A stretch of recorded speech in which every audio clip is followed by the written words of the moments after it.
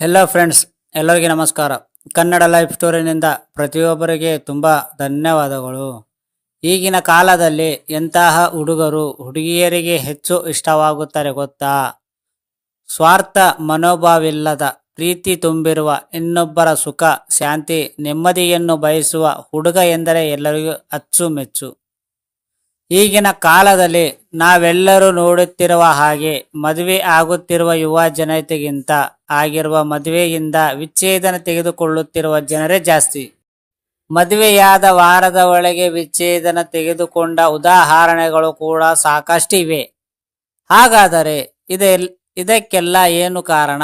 ಲಕ್ಷಾಂತರ ರೂಪಾಯಿ ಖರ್ಚು ಮಾಡಿದ ಮದುವೆಗೆ ಯಾವುದೇ ಬೆಲೆ ಇಲ್ಲವೇ ಅನಿಸುತ್ತದೆ. ವಿಚ್ಛೇದನ ಎನ್ನುವುದು ಕೇವಲ ಶ್ರೀಮಂತರಿಗೆ ಮಾತ್ರವಲ್ಲದೆ ಮಧ್ಯಮ ವರ್ಗದ ಜನರ ಮನಸ್ಥಿತಿಯನ್ನು ಕೂಡ ಬದಲಿಸಿಬಿಟ್ಟಿದೆ. ಸಣ್ಣ ಸಣ್ಣ ಕಾರಣಗಳಿಗೆ ವಿಚ್ಛೇದನ ತೆಗೆದುಕೊಂಡು ಅನಂತರ ಯಾತನೆ ಅನುಭವಿಸಿದ ಸಾಕಷ್ಟು ಉದಾಹರಣೆಗಳು ನಮ್ಮ ಕಣ್ಣ ಮುಂದಿವೆ. ಇಲ್ಲಿ ಒಂದು ವಿಷಯವನ್ನು ನಾವೆಲ್ಲರೂ ಗಮನದಲ್ಲಿರಿಸಿಕೊಳ್ಳಬೇಕು. ಈ ಪ್ರಪಂಚದಲ್ಲಿ ಯಾರೂ ಸಹ ಭಾವನೆಗಳಲ್ಲಿ ಅಥವಾ ನಡವಳಿಕೆಗಳಲ್ಲಿ ಒಬ್ಬರಂತೆ ಇರಲು ಸಾಧ್ಯವೇ ಇಲ್ಲ. ಏಕೆಂದರೆ ಅವರು ಬೆಳೆದು ಬಂದಿರುವ ವಾತಾವರಣ ಆ ರೀತಿಯ ಇರುತ್ತದೆ. ನಮ್ಮಂತೆಯೇ ಇನ್ನೊಬ್ಬರ ಇರಬೇಕು ಎಂದು ಆಲೋಚನೆ ಮಾಡುವುದು ತುಂಬಾ ತಪ್ಪು.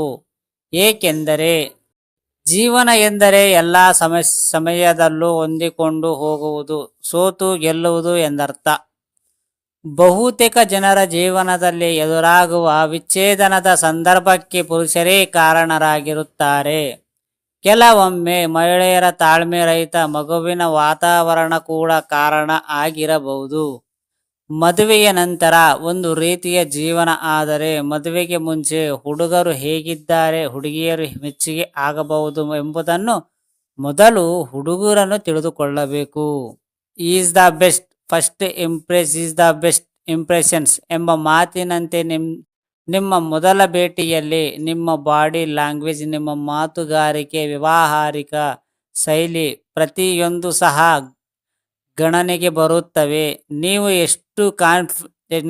ಎಷ್ಟು ಕಾನ್ಫಿಡೆಂಟ್ ಎಂಬುದು ಹುಡುಗಿಯರಿಗೆ ಬಹಳ ಮುಖ್ಯವಾಗುತ್ತದೆ.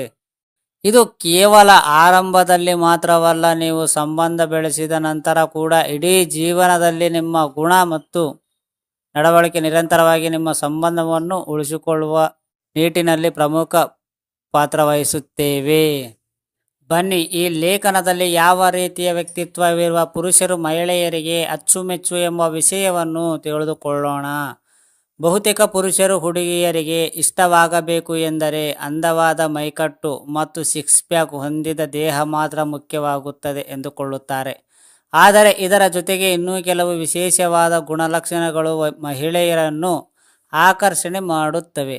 ಈ ಲೇಖನದಲ್ಲಿ ಅವುಗಳ ಬಗ್ಗೆ ಇನ್ನೂ ಮದುವೆ ಆಗದ ಇರುವ ಮತ್ತು ಮದುವೆ ಆಗಿರುವ ಪುರುಷರು ತಿಳಿದುಕೊಳ್ಳಬಹುದು.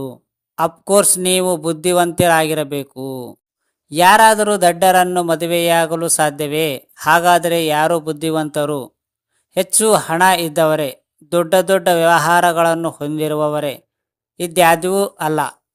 ಸಮಯಕ್ಕೆ ಸರಿಯಾದ ನಿರ್ಧಾರಗಳನ್ನು ತೆಗೆದುಕೊಂಡು ಜೀವನ ಎನ್ನುವ ದೋಣಿಯನ್ನು ಕಷ್ಟಗಳು ಎನ್ನುವ ಬಿರುಗಾಳಿಯಲ್ಲೂ ಸಹ ಅಲುಗಾಡದಂತೆ ತಾಳ್ಮೆಯಿಂದ ಜೀವನ ನಡೆಸುವ ಕಲೆಯನ್ನು ಹೊಂದಿರುವುದು ನಿಜವಾದ ಬುದ್ಧಿವಂತಿಕೆ.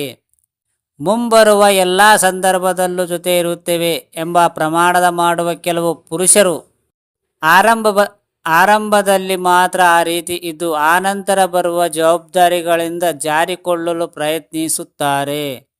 ಇಂತಹ ಪುರುಷರನ್ನು ಮಹಿಳೆಯರು ಖಂಡಿತ ಇಷ್ಟಪಡುವುದಿಲ್ಲ. ಜೀವನದಲ್ಲಿ ಎದುರಾಗುವ ಸವಾಲುಗಳನ್ನು ಧೈರ್ಯವಾಗಿ ಎದುರಿಸಿ ತನ್ನವರಿಗೆ ಯಾವುದೇ ತೊಂದರೆ ಎದುರಾಗಬಾರದು ಎಂದು ಆಲೋಚನೆ ಮಾಡುವ ಪುರುಷರು ಮಾತ್ರ ಮಹಿಳೆಯರ ಆಯ್ಕೆಯಲ್ಲಿ ಲಿಸ್ಟ್ನಲ್ಲಿ ಉಳಿಯುತ್ತಾರೆ. ಮೊದಲ ಬಾರಿಗೆ ಭೇಟಿಯಲ್ಲಿ ಇದು ಒಬ್ಬ ಮಹಿಳೆಯರಿಗೆ ಅರಿವಿಗೆ ಬರುತ್ತದೆ.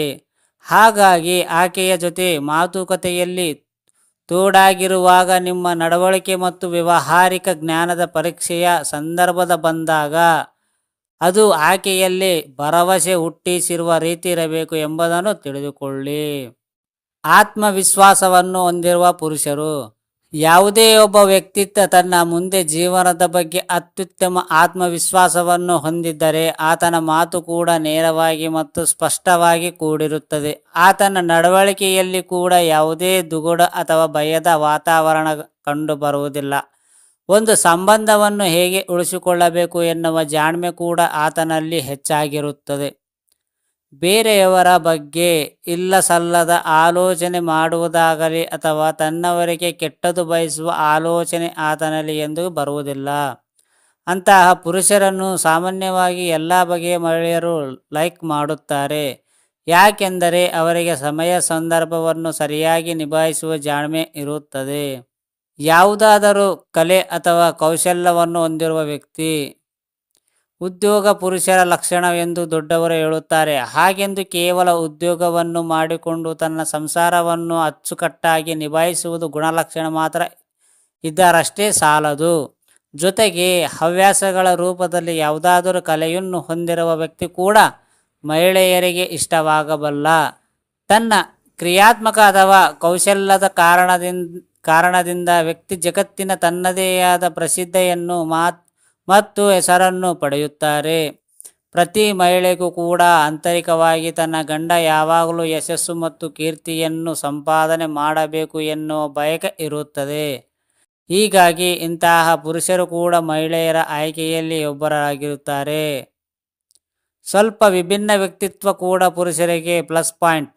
ನಿಮಗೆ ಒಂದು ಉದಾಹರಣೆಯನ್ನು ಹೇಳುವುದಾದರೆ, ನಾವೆಲ್ಲರೂ ಬೇರೆ ದೇಶದಿಂದ ಬಂದವರು. ಹೆಚ್ಚು ಗೌರವದಿಂದ ಕಾಣಲು ಮತ್ತು ಪ್ರೀತಿಸಲು ಇಷ್ಟಪಡುತ್ತೇವೆ.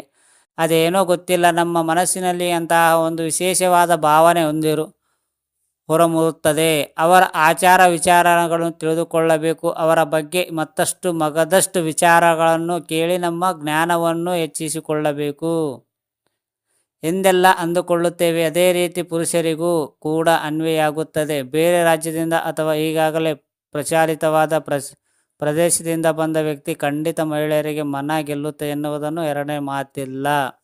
ಈಗಿನ ಕಾಲದಲ್ಲಿ ಯಾವ ಹುಡುಗಿಯರು ಅಥವಾ ಮಹಿಳೆಯರು ತುಂಬ ಡೀಸೆಂಟ್ ವ್ಯಕ್ತಿತ್ವ ಹೊಂದಿರುವ ಪುರುಷರನ್ನು ಅಷ್ಟಾಗಿ ಇಷ್ಟಪಡುವುದಿಲ್ಲ.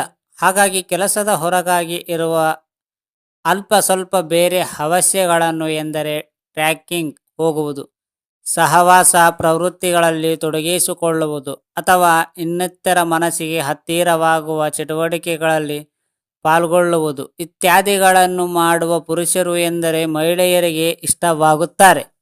ಏಕೆಂದರೆ ಇವರಿಗೆ ಸಮಯವನ್ನು ಮ್ಯಾನೇಜ್ ಮಾಡುವುದು ಬಹಳ ಚೆನ್ನಾಗಿ ಗೊತ್ತಿರುತ್ತದೆ ಮತ್ತು ಅಲ್ಪ ಸ್ವಲ್ಪ ಬೋಲ್ಡ್ನೆಸ್ ಇರುವುದು ಸಹ ತಿಳಿಯುತ್ತದೆ. ಕೆಲವೊಮ್ಮೆ ಇಂತಹ ಪುರುಷರು ಕೂಡ ಮಹಿಳೆಯರ ಆಯ್ಕೆಯ ಟಾಪ್ ಲಿಸ್ಟ್ನಲ್ಲಿ ಒಬ್ಬರಾಗಿರುತ್ತಾರೆ.